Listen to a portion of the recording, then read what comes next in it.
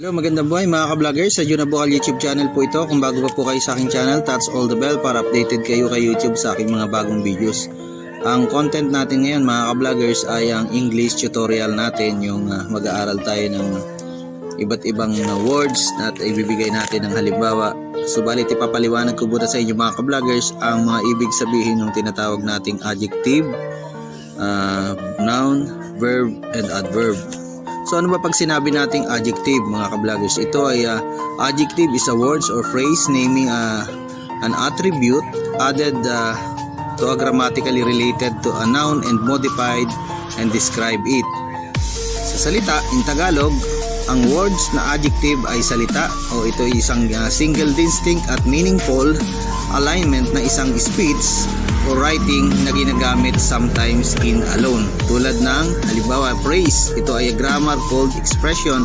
Some context, it's a group of words or singular words acting as a grammatical unit. Tulad ng modify. Modify in a synonyms, modify are alter, change o vary. Ibig sabihin bumago ng kaunti o umayos ng bahagya ang ibig sabihin ng modify. That is words from the adjective. Pag sinabi naman nating describe, give an accountability, accounting words or someone or something na ilarawan o i-describe ang isang bagay, tao, hayop man o nilalang. At pag sinabi naman nating noun mga ka-vloggers, noun is a words that generally function of the name of specific objects or such as living things, creatures, places, and actions that is a qualities, state of existence, or ideas. Sa Tagalog, pag sinabi nating noun, ito ay pangalan o pamagat probably related sa isang tumutukoy sa isang ngalan ng tao, bagay, hayop, pangyayari, halimbawa tao, pangulo, pusa, hayop. Ayan siya mga ka-vloggers. At pag sinabi naman nating verb mga ka-vloggers, verb is a word used to describe an action o state of occurrence and forming the main part of a predicate o a sentence such as here, became. Pag sinabi nating verb, ito ay pandiwa ay isang salita o bahagi ng pananalita na nagsasaad sa Tagalog. Pag sinabi naman nating adverb, ang adverb ay isang salita upang baguhin o palawakin ang kahulugan ng isang salita. Tulad ng halimbawa, ang adverb ay maaari ring baguhin ang adjectives at iba pang mga adverbs. Halimbawa, araw-araw, everyday, tuwing umaga, every morning, kada taon, every year, o halimbawa kada minuto, every minute, o kada Pasko, every Christmas. So tutukoy na tayo doon sa tatalakayin natin mga ka-vloggers na 5 salita at gagamitan natin ng pangungusap at kahulugan nito. At ito ay maganda mga ka-vloggers kasi pampalawak ng ating vocabulary words to at vocabulary knowledge. So halimbawa, ito yung ating unang salita, reception. Kapag sinabi nating reception in English, ito ay reception meaning is halimbawa isang hotel, pagtanggap ng mga trabador o pagtanggap ng mga turista. That is a kind of reception. Pero may mga kahulugan pa rin ang ibig sabihin ng reception. Pag sinabi nating reception, ito ay pangtanggap at sa salitang noun, gumagamit sa isang tao, bagay o nilalang. Halimbawa, sa salita, ang reception, the sentence is a reception example. The school held a reception for a new student and their families. Ibig sabihin, tumatanggap yung school ng isang mga bagong nilang mga mag-aaral at ang kanilang pamilya ay katanggap-tanggap doon sa eskwelahan na yun. Halimbawa, he decided to run for a seat on the school committee only a year after his reception into the community. At ang pangatlo nating halimbawa ng sentence ng reception, her job is to deal with the reception or donation. So yun siya mga ka-vloggers. Pagtanggap, nagkaroon ng ibig sabihin pagtanggap sa kapwa, o naging handang gumawa siya para sa iba, o higit pa na kaysa sa inaasahan ng isang tao sa kanila ay kanyang ipinakita o ginawa niya, o malugod niyang tinanggap yung isang tao, o sa sitwasyon na paghingi ng pahintulot o pagpapahalaga. Yun ang ibig sabihin ng salitang reception.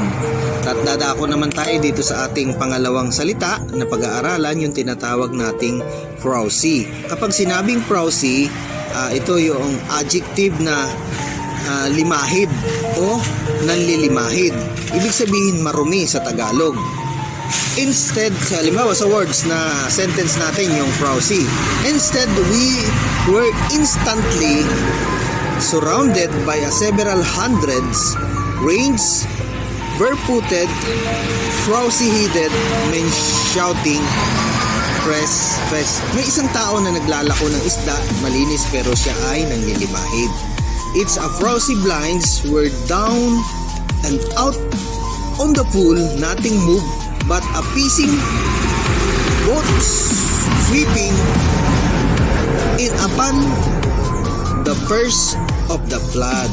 Yan ang halimbawa natin ng salitang frowsy. Then sa Tagalog, yung frowsy pa rin natin ay limahid o nanglilimahid. Ibig sabihin marumi siya, o shabbiness siya, o dirtness siya, o marumi ang kanyang damit, o marumi ang kanyang katawan, o labis na karumihan, o lalo na sa katawan, o anti-D ibig sabihin, o disbuild sa salita. Halimbawa ng salitang frowsy. Wala nang mapuntahan pa, pero pinagpatuloy ko na lang ang paglalakad kahit ang suot-suot ko ay nasa nanlilimahid na, o maruming-marumi na ang aking damit. Yun ang isang halimbawa ng sentence na frowsy. Then the next, yung tinatawag naman nating apple. Apple is a verb. Nanlulumo, o bigay sabihin panlumuhan, o nahindik o pinanghindikan. Halimbawa ng sentence ng apple. It apples me to think of the way those children have been treated. Kumbaga, nanlulumo ako kasi nakikita ko yung mga bata ganun ang kanilang pagtrato sa kapwa, sa kaibigan, sa magulang. Yan ang ibig sabihin ng apple. She was appalled to see how damaged the storm had caused. He was appalled by the traffic. Yung baga, nanlulumo ako dahil sobrang traffic, nanlulumo siya dahil sa nangyari at resulta ng malakas na bagyo, nagkaroon ng storm. Halimbawa, nanlulumo siya at nang malaman niyang namatay ang kanyang guro. Nanlulumo si Oscar dahil pupunta sana siya sa kanyang teacher, ngunit nalaman niyang namatay na ito. Kaya nanlulumo siya, nanghina siya, nawalan siya ng pag-asa na makausap siya dahil patay na nga, o nanlumo siya, nanghina. Yun ang ibig sabihin ng apple. Then the next is capable. Kapag sinabi namin natin capable, ito ibig sabihin sa salitang adjective ay kapas, o may kaya, o magaling, o maraming alam. That is meaning of capable. For example, you are capable of better work than this. Mas magaling kang gumawa ng bagay na yan kaysa sa iba. He is more than capable of playing an international level. I am perfectly capable of doing it myself. Yan ang mga halimbawa ng sentence ng capable. Sa Tagalog, magaling kumanta ang aking anak. Si Pedro ay magaling na ibig sabihin magaling na anluwage sa aming lugar. Ibig sabihin magaling siyang karpentero sa aming lugar. And the last words is subterranean. Ibig sabihin subterranean. Mamaya mga ka-vloggers ay isusulat ko yung mga words na pinag-aralan natin. Subterranean, sa salitang adjective, sa ilalim ng lupa o tago o lihim ang ibig sabihin ng subterranean. Continue ayos tayo mga ka-vloggers. Kapag sinabi naman nating subterranean o sa ilalim ng lupa, tago o lihim sa Tagalog. Gagamitin natin sa sentence. There's a subterranean river that goes underneath all the homes on this street. And the second sentence, it's an atmospheric work. The camera creeps like a stalker through subterranean tunnels. Sa Tagalog, humahanga at lihim na umiibig ang mga kabinataan sa taglay na ganda ng isang dalaga. Isang sentence pa mga ka-vloggers. Isang sentence pa. Isang usapin ng dalawang tao ang lihim ng kanilang pinag-usapan. Ibig sabihin, meron silang nakatago o lihim na sikreto. Sa madaling salita, yung subterranean ay lihim, tago o sikreto. Palihim na pumunta, halimbawa isa pang sentence sa Tagalog, palihim na pumunta si Lea at Lorenzo sa kanilang sikretong lugar na tagpuan upang makipagkita sila sa kanilang mga kaibigan. Sana ay maging kainteresado sa inyo ang ating pinag-aralan ngayon mga ka-vloggers, yung pag-aaral ng English words, language at paggamit ng mga salita. Hanggang sa muli sa John Abrocal YouTube channel, huwag niyo lang pong kalimutan mag-subscribe, pakipindot yung notification bell at pakilike and share sa aking mga videos.